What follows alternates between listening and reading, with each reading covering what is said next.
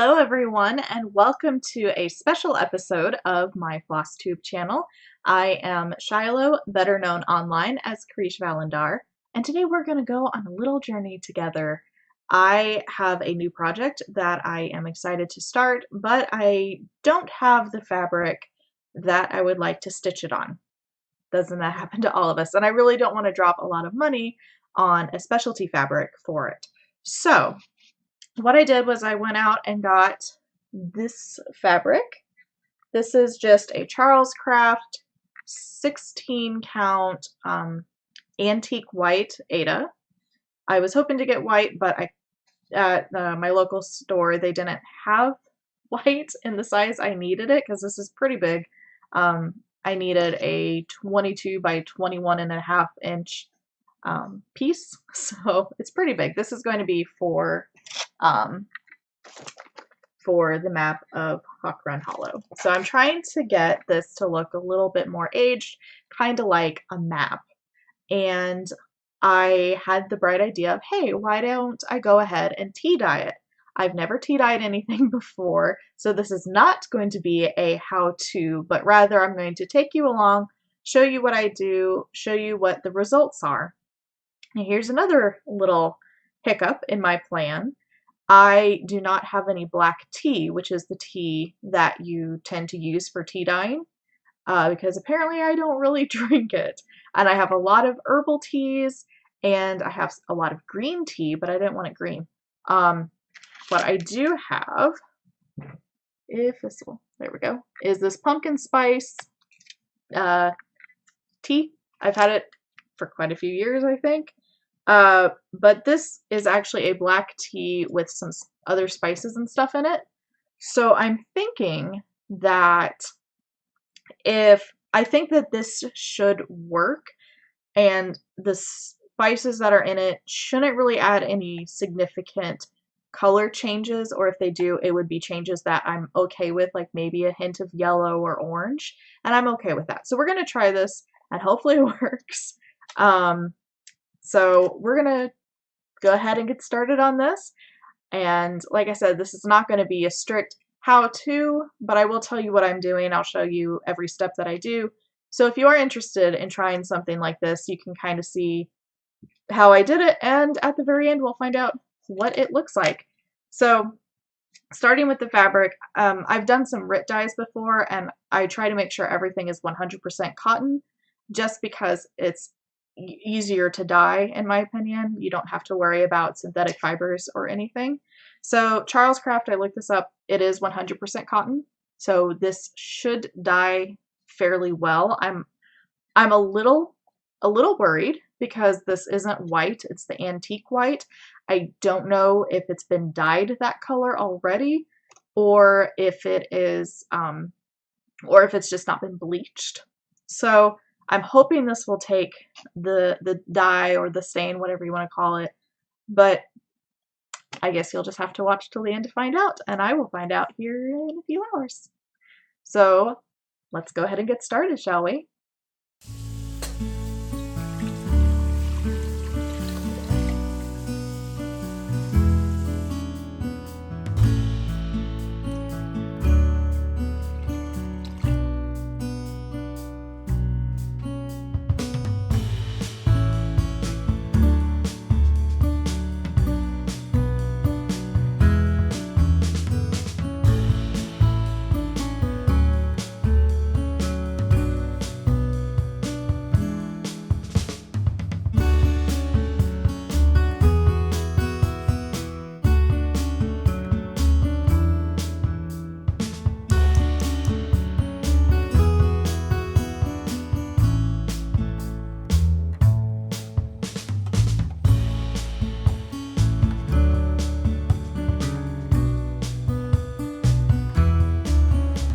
So in the meantime, I took the fabric and I have just crumpled it up, and it's held together with just some rubber bands that I had. Unfortunately, I didn't have any non-colored ones, so I thought yellow would be okay. And this has been just rinsed thoroughly with some cold water, and it's still damp, because that's typically what I do when I dye fabric with regular dye, so I think it needs to be damp before it goes into the dye as well for this. So still waiting for that to boil nicely before we stick the fabric in. Alright, so it is boiling nice, so I'm going to go ahead and put our wet fabric in there. Just move it around a little bit. I am seeing that is a little bit more orangey than I think black tea usually is, but that's okay. So I am not looking for an even coat, so I'm not too concerned with everything getting all nice and neat. And I'm just going to turn the heat down, and it's going to simmer for about an hour, and I'll come back and kind of move it around every once in a while just to make sure it gets, the dye gets all in it. Preferably you probably should fill it up so that it's submerged in there completely, but I miscalculated how much water I was going to need. So we will check on this guy in about an hour. Alright, so this has been simmering for about an hour and a half or so. And as you can see, a lot of the liquid is gone, so it's gotten a lot more potent and stuff. So we're going to pull that out, and then we're going to rinse this in cool water until the water runs clear, so we don't get any tea coming out of that. And I'll also undo the rubber bands at that point in time. And I'll do that off camera because it's going to be kind of hot. And I have to go get some gloves on to make sure I don't stain my hands as well. So I'm going to go rinse that out, and then we'll take a look at it and see what it looks like before we go on to our next step. Alright, so this, if you can, got some shadows going on, but this is kind of what we got so far. I can see a little bit of mottling, whatever, on there. So it's looking pretty good. And this does look kind of dark, but it will lighten up once it dries. But first, before we can see what it's definitely going to look like, we are going to soak it in this bucket here. This is just some cool water with half a cup of white distilled vinegar. The water I didn't measure out. I just wanted to make sure there was enough for this guy to be able to soak in nice and good. So just like that. And this will help set the dye and help make it, keep it vibrant as well. So we're just, again, going to set it for another hour. And then after that, we'll be almost done. I'm really excited. I'm happy with how this is looking so far. And I'm really excited to see what it looks like when it's all dry. So we'll be back in 1 hour. All right, so this has been taken out of the water vinegar solution, and I just kind of wrung it out. It was still getting a little bit of color with the water that I dumped out, but I'm not too concerned with it. So I just have this old towel, and I'm just rolling it up just to try to squeeze some of the excess water out.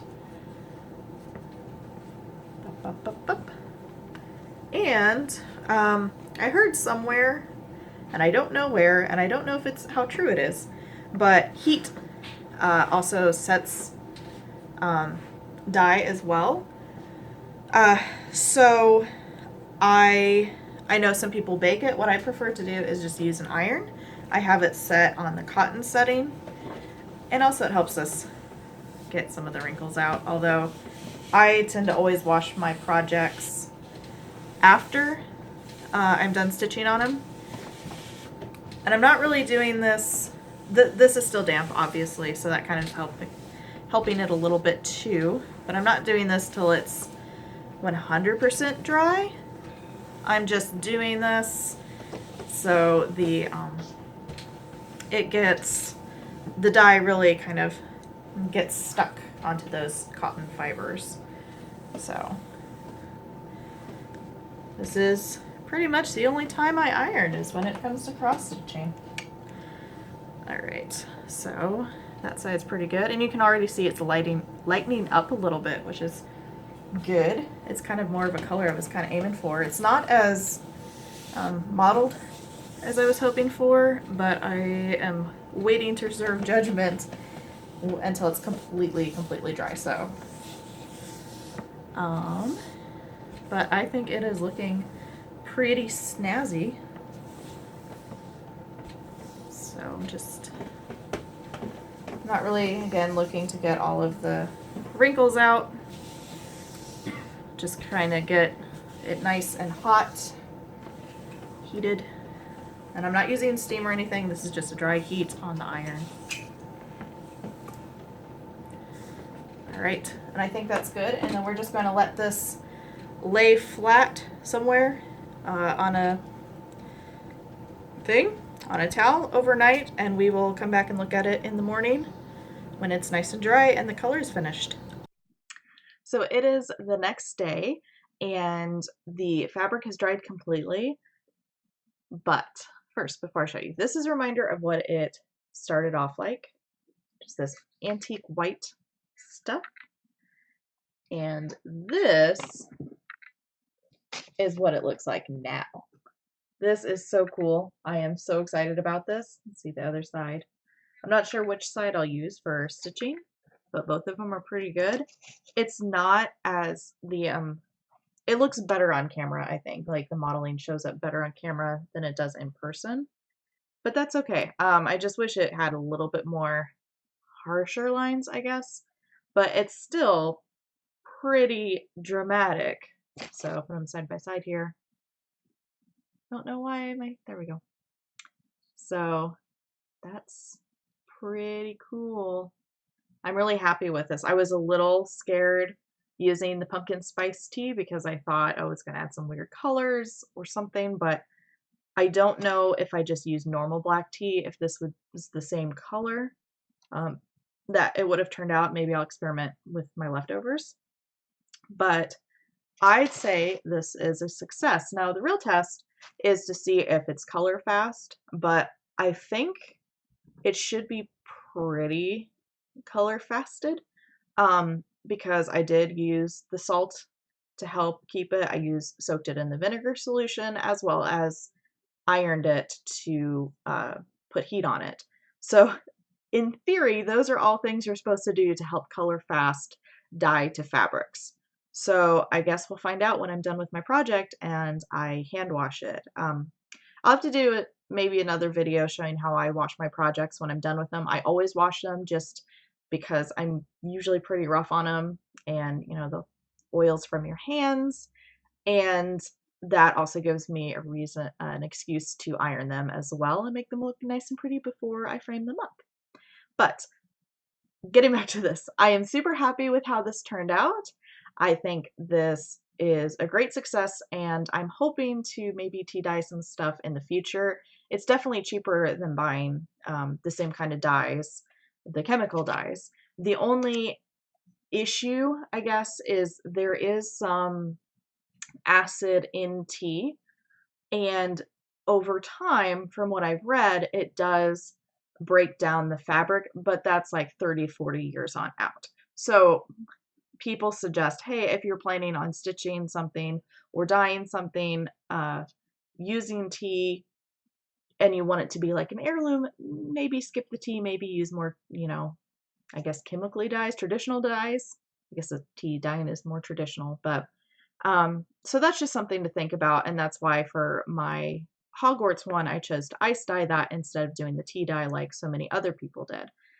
But this one, you know, we'll see. And maybe if YouTube's still around in 30 to 40 years, I'll update you guys with an update, seeing how it's upheld. But I think that is everything for this little special episode. I am super happy with this project, and maybe this will inspire one of you guys to go out and attempt to tea dye one of your pieces of fabric that needs some little extra oomph. So thank you so much for watching. If you found this video interesting or educational, or maybe a little bit of both, feel free to click that thumbs up button, as well as subscribe if you'd like to see more content. I try to do a weekly FlossTube update every week on Saturdays, supposedly.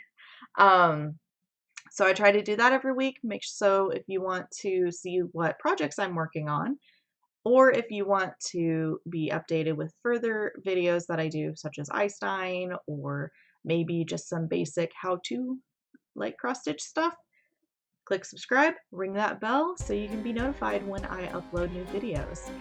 Again, thank you so much for watching, and I will see you next time.